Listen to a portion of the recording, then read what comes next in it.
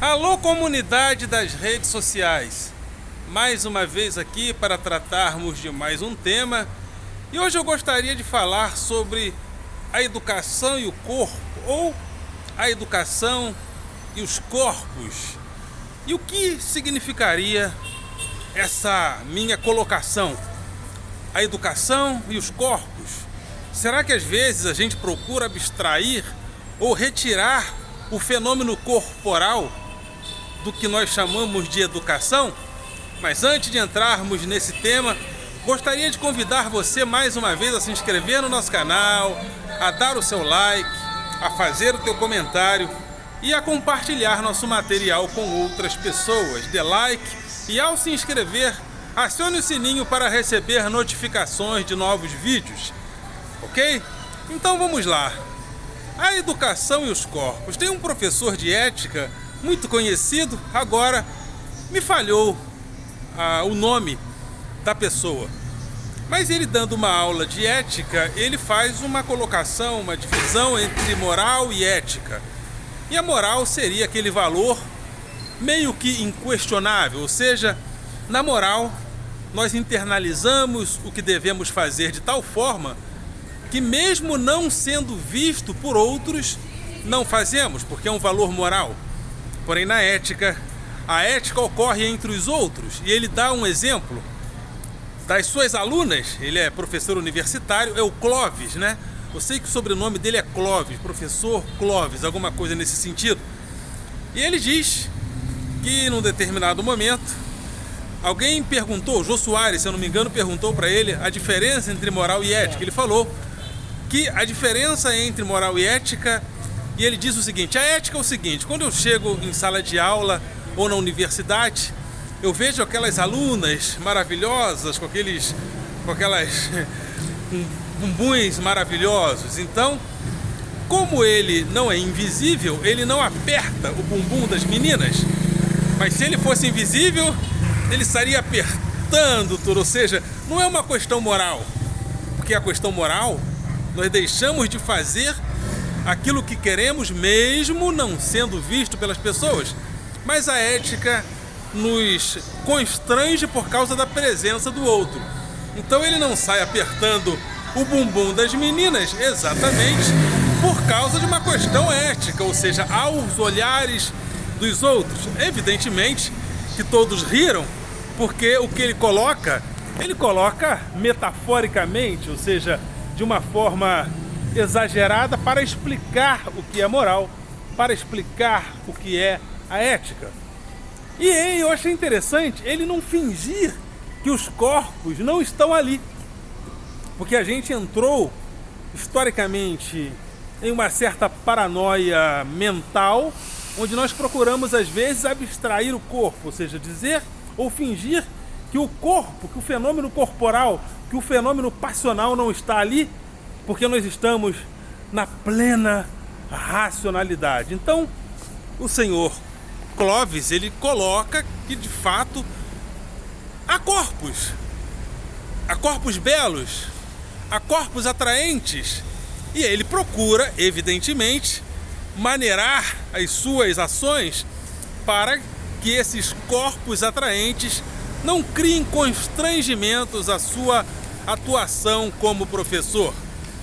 Eu, por exemplo, vivo muito esse desafio em sala de aula. Estamos e na escola vivemos em um lugar minado, onde nós lidamos com os filhos e, sobretudo, com as filhas dos outros, sob a perspectiva de que há pessoas que podem se aproveitar de jovens para o usufruto corporal. Então, nós vivemos em meio a jovens bonitas, atraentes, mesmo dentro dos seus 15 a 18 anos, menores de idade. Ou seja, há corpos belos que estão ali.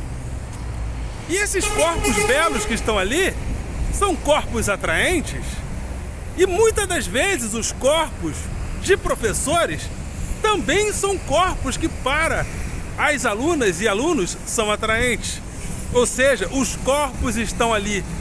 Como considerar e como não considerar esses corpos dentro de uma ética aceitável dentro da educação. Né? Já vivi constrangimentos em relação a isso, ou seja, um carinho a mais por uma jovem me fez ser mal interpretado, deu até pai na escola, ou seja, porém, eu a tratava bem também porque ela era atraente, ou seja, o corpo está ali, e o corpo está ali nos atraindo, ou seja, um corpo gracioso nos atrai e nos faz também tratar a pessoa bem por causa daquilo. Como desconsiderar a presença desses corpos também graciosos? Às vezes, e nós professores também, há poucos dias uma aluna me falou, ela anda por ali e às vezes me fala algumas coisas no ouvido e às vezes para as pessoas ouvirem. Eu não vou nem falar aqui porque é um pouquinho pesado as coisas que ela me fala, ou seja, e às vezes ela me vê de longe e começa a fazer aqueles movimentos sensuais, rebolando e fazendo alguns movimentos até agressivos demais, até explícitos demais. Eu olho, dou uma risada e vou embora, mas o corpo está ali. O corpo está ali me atraindo. O corpo está ali e o corpo é belo e ela é graciosa e os movimentos que ela faz também me faz, como homem que sou e hétero, me sentir atraído. Porém, como considerar, como apaziguar o corpo e a mente, se há diferença entre mente e corpo diante de um fenômeno tão presente na nossa vida como é a educação. Porém, de uma coisa eu estou certo. Não adianta querer dispensar os corpos. Não adianta querer fingir que a paixão não está ali. Não adianta querer fingir que o tesão não está presente. Está presente. E como dizia Deleuze e Guattari, toda vez que tentamos fugir das paixões, somos pegos por elas. É por isso também que existe o que chamamos de hipocrisia.